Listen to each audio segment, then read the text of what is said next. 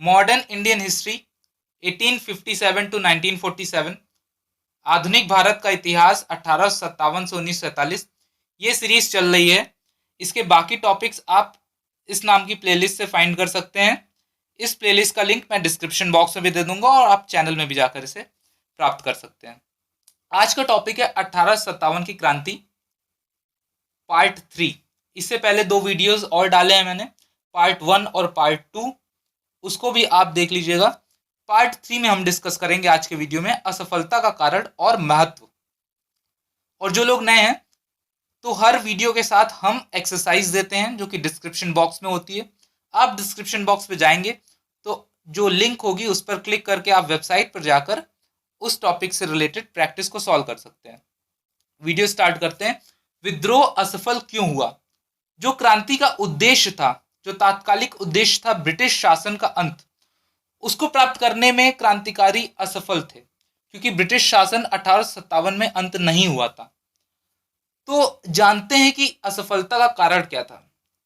पहला है विद्रोह में सभी वर्गों का शामिल ना होना। विद्रोह में बहुत सारे वर्ग थे जो शामिल नहीं हुए थे, जैसे बड़े जमींदार और तालुकदारों ने इसमें भाग नहीं लिया था। आधुनिक शिक्षित भारतीय जो ब्रिटिश शासन को प्रगतिवादी और अच्छा मानते थे, उन्होंने भाग नहीं लिया था। उनको लगता था कि क्रांतिकारी जिस उद्देश्य के लिए लड़ रहे हैं, ब्रिटिश शासन का अंत, उससे भारत को नुकसान होगा क्योंकि वो ब्रिटिश शासन को भारत के लिए अच्छा मानते थे। इसलिए उन्होंने अपना सपोर्ट इस क्रांति को नहीं दिया था।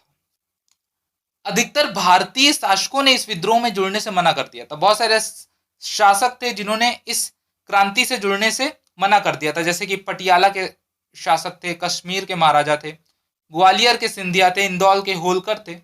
इन लोगों ने अपना सपोर्ट नहीं दिया था इस क्रांति में।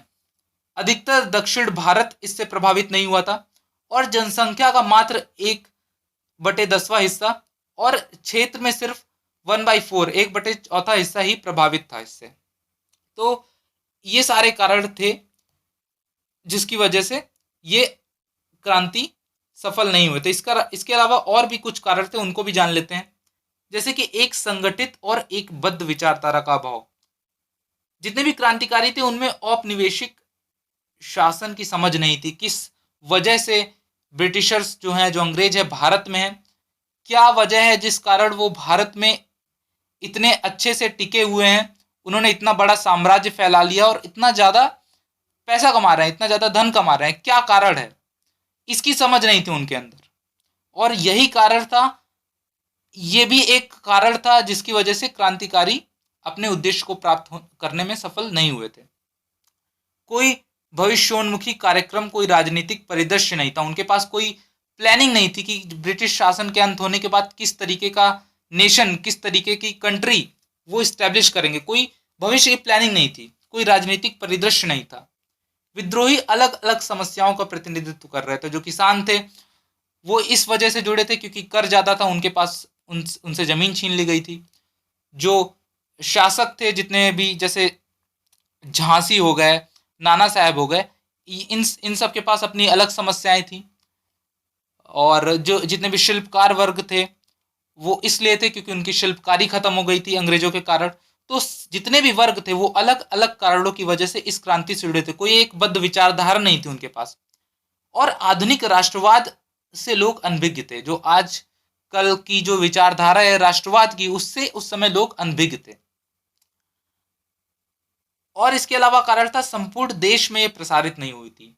भारत का बहुत एक बड़ा हिस्सा था जो इस क्रांति में, जिसने इस क्रांति में अपना सपोर्ट नहीं दिया था, जो इस क्रांति से प्रभावित नहीं था। जैसे संपूर्ण दक्षिण भारत, पंजाब का अधिकांश हिस्सा, भारत का पूर्वी और पश्चिमी भाग इस क्रांति से अछूते थे। तो एक बहुत बड़ा हिस्सा भारत का था, भारत का एक बहुत बड़ा भौगोलिक क्षेत्र इस क्रांति से अछूता था।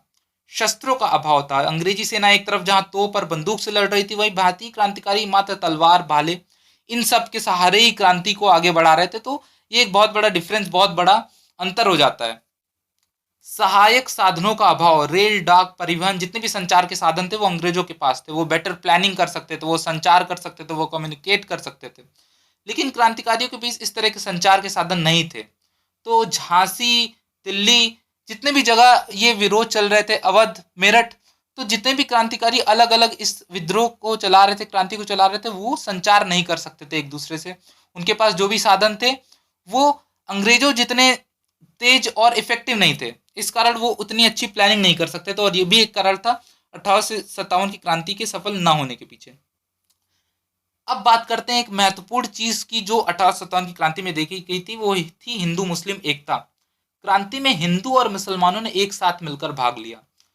स्वतंत्रता आंदोलन के दौरान अंग्रेजों के विरोध में हिंदू और मुसलमानों के बीच वैसी एकता फिर कभी नहीं देखी गई। इसके बाद अंग्रेजों की फूट डालो और राज करो नीति, डिवाइड एंड रूल, इस क्रांति के बाद अंग्रेजों ने डिवाइड एंड रूल की पॉलिसी अपनाई और अंग्रेजों और हिंदू और मुसलमानों को एक संगठित होने नहीं दिया इसके बाद, क्योंकि वो ऐसी पॉलिसीज लाते थे जिससे किसी तरीके का यूनिटी ना बन पाए। 1857 की क्रांति में इस तरह की यूनिटी, इस तरह की एकता देखी गई थी, और इस तरीके की यूनिटी आगे के जितना भी आंदोलन होता उसमें नहीं देखी गई थी।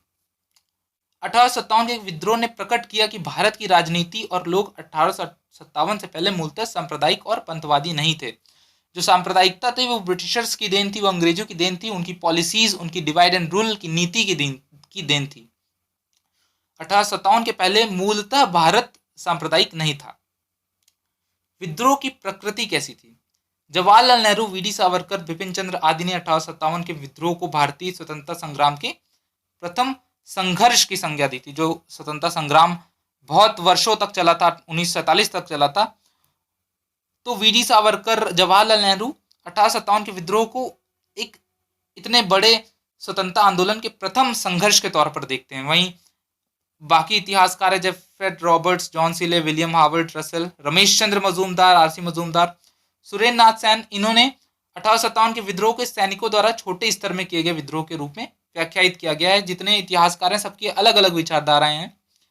इनका मानना है कि 1857 के विद्रोह में राष्ट्रीयता की भावना का अभाव था। इनका मानना है कि राष्ट्रीयता की कोई भावना नहीं थी। मार्क्सवादी इतिहासकार वही बोलते हैं कि 1857 का विद्रोह विदेशी और सामंतवादी व्यवस्था के विरुद्ध सैनिक किसान का संयुक्त संघर्ष था। मार्क्सवादी इतिहासकार कहते हैं कि ये सैनिकों और किसानों का संयुक्त संघर्ष था विदेशी और सामंतवादी व्यवस्था के विरुद्ध। वहीं कुछ लोग बहुत ही अजीब इसको डिस्क्राइब करते हैं, जिसमें से एक है एलियार रीस, ये कहते हैं यह कट्टर धर्मवादियों द्वारा ईसाइयत के विरुद्ध युद्ध था। और टी.आर. होम्स कहते हैं यह सभ्यता और पाश्विकता के मध्य संघर्ष था। ये सब अपने तरीके से कुछ भी डिफाइन कर रहे हैं। ये जिस तरीके से हमने 1857 के विद्रोह को पढ़ा है, तो आप खुद डिफाइन कर सकते हैं कि ये कितनी इलॉजिकल बात बोल रहे हैं। वीडी सावरकर की पुस्तक है भारतीय स्वतंत्रता का प्रथम युद्ध, the Indian war of independence. ये इंपॉर्टेंट इसलिए क्योंकि ये प्रश्न पूछा जा सकता है किसी भी एग्जाम में। वीडी सावरकर की पुस्तक है the Indian war of independence 1857। तो हम लोगों ने जितना पढ़ा है, जितना 1857 की क्रांति को समझा है, हम ये बोल सकते हैं कि 1857 का विद्रोह ब्रिटिश शासन को उखाड़ फेंकने का भारतीयों का प्रथम महान प्रयास एवं संघर्ष था। ये चीज आप एग्जाम में लिख भी सकते हैं। इसलिए 1857 की क्रांति को भारतीय स्वतंत्रता संग्राम का प्रथम उद्घोष कहना सर्वथा युक्त संगत है। तो सबसे ज्यादा युक्त संगत यही होगा कि आप इसको भारतीय स्वतंत्रता संग्राम का प्रथम उद्घोष बोलें। अब जानते हैं कि इस विद्रोह के परिणाम क्या हुए थे, क्योंकि अंग्रेज बहुत ही चालाक थे। वो इस तरीके के विद्रोह के बाद शांत बैठने वाले नहीं थे। उन्होंने बहुत सारी अपनी नीतियों में बदलाव किए इस विद्रोह के बाद। वो क्या बदलाव थे? 1858 का अधिनियम आया जिसमें भारत का शासन ईस्ट इंडिया कंपनी से ब्रिटिश क्राउन के पास चला गया। ईस्ट इंडिया कंपनी का शासन खत्म हुआ। अब भारत डायरेक्ट ब्रिटिश क्राउन के अंडर आ गया था। इसके लिए सेक्रेटरी ऑफ स्टेट का पद बनाया गया और उनके सहयोग के लिए एक परिषद भी बनाई गई। अब सेना में यूरोपीय सैनिकों की संख्या बढ़ा दी गई। भारतीय सैनिकों के ऊपर उनका भरोसा कम हो गया। अब यूरोपीय सैनिकों की संख्या बढ़ाने लगे। वो यूरोपीय फौजों को प्रमुख भौगोलिक एवं सैन्य स्थितियों में रखा गया। विश्वास कम हो गया था उनका भारतीय सैनिकों के ऊपर। जितने भी प्रमुख भौगोलिक और सैन्य स्थितियां थी वहां पर वो यूरोपीय फौजों पर ही भरोसा कर रहे थे। और जवानों में राष्ट्रीय भावना ना जागे, ना पैदा हो, इसलिए जाति, समुदाय और क्षेत्र के आधार पर रेजिमेंटों की स्थापना कर रहे थे। फूट डालो और शासन करो, डिवाइड एंड रूल की नीति को सामान्य जनता पर भी वो लागू करने लगे। उनका मानना था कि इस तरीके से वो आगे के आने वाले विद्रोहों को अभी से कंट्रोल कर सकते हैं कि अगर फूट डालो और राज करो की नीति अपनाएंगे तो कोई विद्रोह उत्पन्न ही नहीं हो पाएगा। भारतीय एक संगठित ही नहीं हो पाएंगे। तो भारतीयों में भेदभाव करके आंदोलन को कमजोर किया जा सके, जैसे कि वो हिंदू मुस्लिम डिवाइड एंड रूल करते थे। अब रियासतों के प्रति भी उनकी नीति में परिवर्तन हुआ था। उन्होंने समझा और उत्तराधिकारी चुनने का अधिकार दिया। जो हड़प नीति थी जिसमें उत्तराधिकारी चुनने चुनने का अधिकार नहीं था, उन्होंने बदलाव किया और उत्तराधिकारी चुनने का अधिकार दिया भारतीय रियासतों को, लेकिन ये ब्रिटिश क्राउन के अधीन रहकर ही वो कर सकते हैं। तो विलय की नीति उन्होंने त्याग दी। ब्रिटिश शासन ने भारत के लोगों के सामाजिक कृत्यों और धार्मिक प्रथाओं को सम्मान देने का निर्णय लिया, क्योंकि उन्हें समझ में आ गया कि ये असंतोष पैदा कर रहा है भारतीयों के अंदर। सेना विलय योजना 1861 ने कंपनी के यूरोपीय सैनिकों को क्राउन के अधीन कर दिया। भारत में यूरोपीय सेना को समय समय पर इंग्लैंड दौरे के माध्यम से बेहतर किया गया, जिसे लिंक्ड बटालियन योजना के नाम से भी जाना जाता है।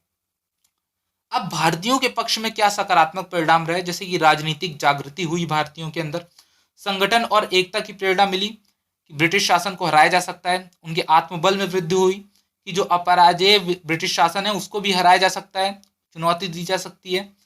ऐसा आत्मबल भारत के लोगों में भर गया। तो यहीं पर 1857 की क्रांति यहीं तक थी। तो अगर आपको ये लेसन समझ में आ रहा है और आपको ये लग रहा है कि ये एक बेस्ट क्वालिटी कंटेंट आपको प्रोवाइड कर रहे हैं, तो आप इस लेसन को शेयर करिए और सब्सक्राइब, अगर आपने सब्सक्राइब नहीं किया तो सब्सक्राइब करिए, क्योंकि इस तरह का कंटेंट आपको मिलता रहेगा और सारा सिलेबस आपका कवर होगा। तो शेयर ज़रूर करिए आप अपने फ्रेंड्स के साथ इसको। और अगर आप हमें सपोर्ट करना चाहते हैं, सपोर्ट भी कर सकते हैं, आपको लग रहा है कि ये एक बेस्ट क्वालिटी कंटेंट है, तो आप ज्वाइन बटन के थ्रू एक मिनिमम मात्र 29 रुपये का सपोर्ट कर सकते हैं, या फिर आप डायरेक्टली यूपीआई भी कर सकते हैं, SCPN@UPI या SCPN@Kotak। ये हमारे लिए बहुत ही इंपॉर्टेंट मोटिवेशन के तौर पे काम करेगा। आपका सिलेबस और भी अच्छे तरीके से हम कवर कराएंगे और भी मोटिवेशन के साथ हम कवर कराएंगे। तो आप हमें सपोर्ट ज़रूर करिए। मिलते हैं अगले वीडियो में, तब तक